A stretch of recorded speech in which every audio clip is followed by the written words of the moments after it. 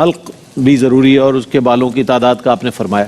خواتین کے حوالے سے بھی ان کے ذہن میں سوال ہے, کیا خواتین کا بھی عمرے کی ادائیگی کے بعد حلق ہوگا؟ کیا اس کے لیے کیا بسم اللہ الرحمن الرحیم. ہماری بہنوں کے لیے حلق نہیں ہوتا, یہ صرف مردوں کے لیے حلق ہے, بہنوں کے لیے قصر ہوگا. یعنی مردوں کے لیے دونوں چیزیں ہیں, حلق اور قصر, اور خواتین کے لیے صرف قصر ہے. اور اس کا طریقہ یہ ہوگا کہ وہ چٹیا کو یوں پورا پکڑ لیں اور ایک پورے کے برابر نیچے سے کاٹ لیں, تو انشاءاللہ پھر تو وہ خود ہی اس کو کر سکتی ہے یا کسی کے؟ ہاں خود ہی کر سکتی ہیں, عورتیں کرتی رہتی ہیں. ان کے بالوں کے دو منہ نکل آتے ہیں نا, تو یہ کاٹتی واٹتی رہتی ہیں آخر سے وہ جو ہوتا ہے پچھلا حصہ. ٹھیک ہے, تو بس یہ کر کے اس کو بعض یوں کہتے انگلیوں پہ لپیٹ کے انگلی پہ کر لیتی ہیں, لیکن ایک پورا بس یہ کہ نپنا چاہیے, وہ چاہے گولائی کے اندر ہو جائے, آپ کی انگلی پہ لپیٹنے سے سائز اگر بنتا ہے ٹھیک ہے. ٹھیک ہے. یہ چونکہ سوال آیا تھا آپ کی جانب سے آن لائن, تو میں نے آپ پیش کر دیا. میں نے پوچھا تھا کہ ہم عمرے پہ جائیں تو یہ ایسی جوتی پہننا کہ جو ہماری یہ پاؤں کی ہڈی کو چھپا دے. بدی والی ہوتی ہے, جیسے ایک تو بدی والی ہوتی ہے ہوائی چپل, اور ایک ہوتی ہے پٹی والی, تو کیا اس کو پہن سکتے ہیں کہ نہیں؟ دیکھیں فقہاء کا اس میں اختلاف ہے کہ یہ جو ابھری ہوئی ہڈی ہے یہ بھی کھلی رکھنا واجب ہے یا نہیں. ٹخنوں میں تو کسی کا اختلاف نہیں, اس میں ہے. تو اس لیے محتاط علماء نے فرمایا کہ اختلاف سے بچنے کا بہترین طریقہ یہی ہے کہ ایسی جوتی پہنے کہ ٹخنے بھی کھلے ہوں اور یہ پاؤں کی جو ابھری ہوئی ہڈی ہے یہ بھی کھلی ہو. یہ بھی مردوں کے لیے, خواتین تو ڈھک سکتی ہیں مکمل, مردوں کے لیے حکم ہے.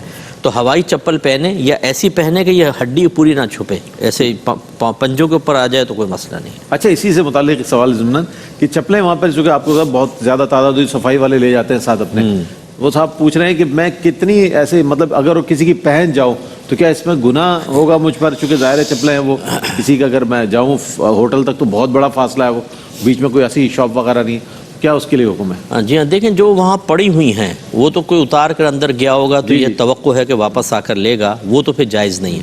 اور ایسی جن کو اٹھا کے کسی جگہ ڈمپ کر دیا گیا ہو تو وہاں سے آپ اٹھا سکتے ہیں. ٹھیک ہے, کہ وہ تقریباً پھر مایوسی والی صورت ہوتی ہے, وہ گورنمنٹ نے جیسے وہ صفائی کرنے والوں نے وہاں پھینک دی ہیں, تو پھر وہ ادھر سے آپ اٹھا لیں. لیکن جو مسجد کے باہر رکھی ہوتی ہیں وہ نہیں اٹھا سکتے. یہ عمومی طور پہ بولتے ہیں تم کسی کو اٹھا لو تمہاری کوئی اٹھا لے گا, یہ اصول نہیں ہے. وہ مسلمان بھائی کی امانت ہے, لقطے کے حکم میں ہے, اسے آپ نہیں اٹھا سکتے, اٹھائیں گے تو گناہ گار ہوں گے. ٹھیک ہے. سب سوال یہ آیا تھا کہ دعائے قنوت بھول جاتے ہیں وطر میں, اچھا تو اس کے لیے, اور دوسری بات ہے کہ حالت نماز میں منہ میں تھوک آتا ہے ان کے, لعاب آتا ہے, تو اس کے لیے کیا؟ ٹھیک ہے. اگر دعائے قنوت دیکھیں, اگر بڑی دعائے قنوت کو یاد نہیں ہے تو صرف 3 الفاظ یاد کر لیں, رب اغفر لی, رب اغفر لی, رب اغفر لی. لیکن فرض کر لیں کہ اگر یاد ہے یا یہ بھی بھول گئے اور آگے بڑھ گئے, رکوع تک بھی پہنچ گئے, تو پھر آخر میں سجدہ صاف کرنا ہوگا.